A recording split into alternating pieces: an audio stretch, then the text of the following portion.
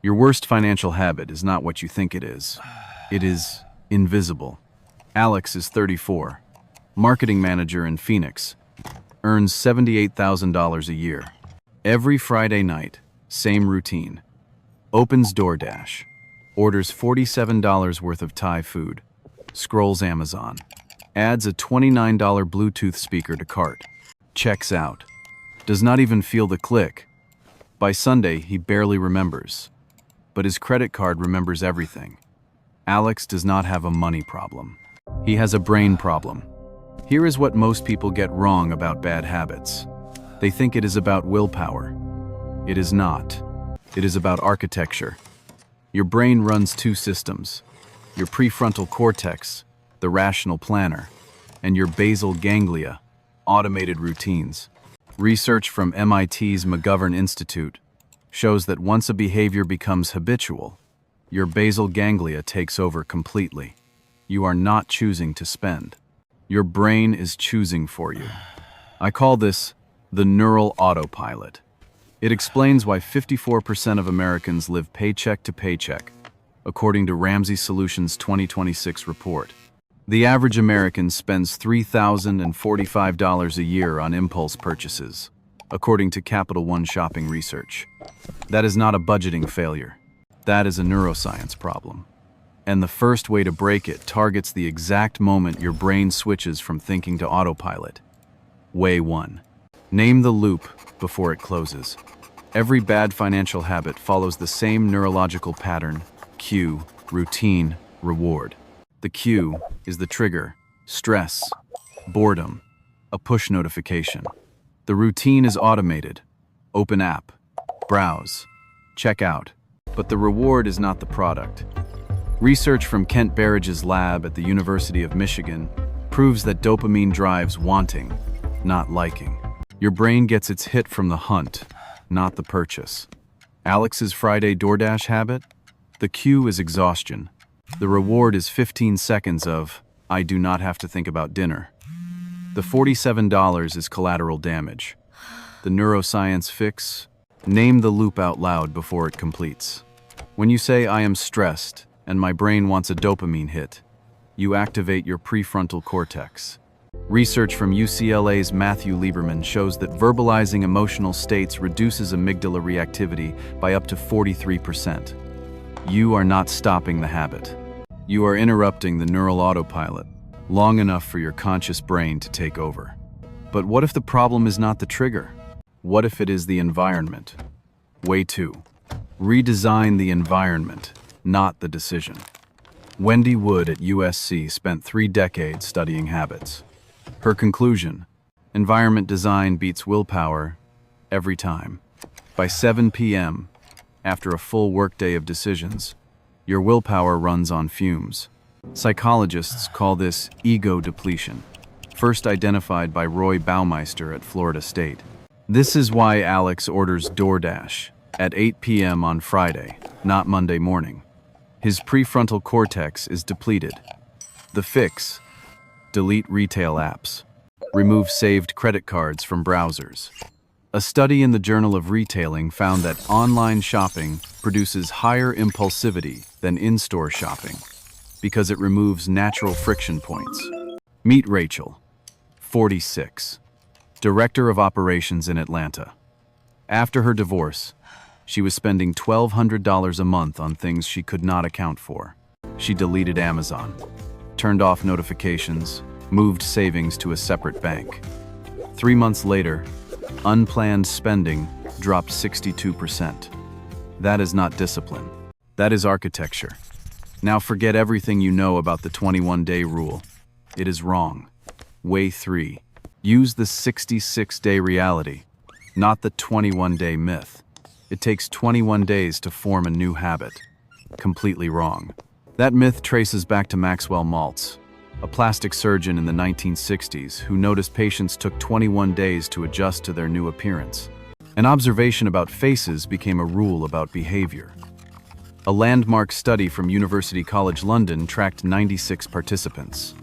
Actual average time to automaticity? 66 days. Range: 18 to 254 days. Alex tried to stop impulse buying 3 times, made it 3 weeks each time, then relapsed. He thought he was broken. He was not. His timeline was wrong.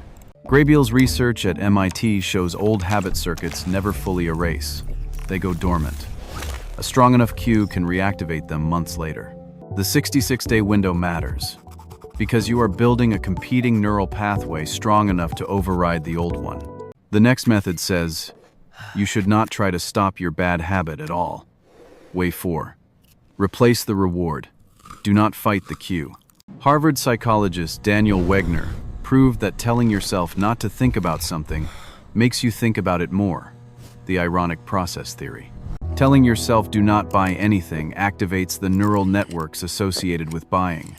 Cold turkey approaches fail 92% of the time. The solution is not removal. It is replacement. You cannot eliminate the cue. Stress always exists, but you can redirect the routine while preserving the reward. Alex's loop, exhaustion, DoorDash, relief. The replacement, exhaustion, pre-made meal from Sunday meal prep. Same relief. Zero spending. Rachel discovered this too. When she felt the urge to browse Nordstrom online, she started going for a 20-minute walk instead. Research from the journal Biological Psychology shows brief physical movement reduces dopamine-seeking behavior. After 8 weeks, the shopping urge did not disappear. It just stopped winning. The final method is about learning to hear what your prefrontal cortex is trying to tell you. Way 5. Build a temporal bridge to your future self. Stanford researchers used fMRI to scan brains while people thought about their future selves. The neural activation looked nearly identical to thinking about a stranger. Your brain treats your future self as someone else. This is temporal discounting. A study from the National Bureau of Economic Research found that a 72-hour rule before purchases significantly reduces purchase urgency. Many items on 72-hour waiting lists are never bought. Behavioral economist Shlomo Benartzi at UCLA found that seeing visual progress towards savings goals activates the same reward circuitry as spending. Your brain does not need to spend money for dopamine. It needs to see progress. Alex started using a savings tracker. Every resisted impulse purchase, he transferred the amount. 6 months, $4,280. That $3,045 in annual impulse spending, redirected into an index fund at 7%, becomes $42,700 in 10 years. $101,400 in 20. Remember Alex's $47 Friday night orders? Let us revisit that. Here is what nobody in personal finance wants to admit. Knowing about your biases can make things worse. Rachel went through this. 3 months in, she froze in a grocery store for 20 minutes, unable to decide if a $6 bag of blueberries was a need or a dopamine-driven impulse. She had gone from overspending to overthinking. The goal is not eliminating autopilot. Your basal ganglia conserves energy for decisions that matter. The goal is redirecting autopilot toward better defaults than trusting the system you have built. Awareness is step 1. Peace of mind is the destination. If this significantly affects your daily life, consider speaking with a licensed professional who specializes in behavioral health and financial therapy. It is Friday night again. Alex gets home. Same exhaustion, same cue. But tonight, he names it, "That is my basal ganglia, looking for a dopamine hit." He walks past the couch, opens the fridge, grabs the meal he prepped Sunday, eats something that costs $4 instead of $47, checks his savings app, $4,280. Growing. His neural autopilot is still running, but now it is running a different program. Tonight, try this. Before your next unplanned purchase, pause 10 seconds. Say out loud what you are feeling, not what you are buying. That 10-second gap is your prefrontal cortex waking up. Send this to someone who says, "I will start saving next month." Their brain is not broken. Their loop just needs a redirect. If this changed how you see your habits, subscribe. We break down the psychology of money every week.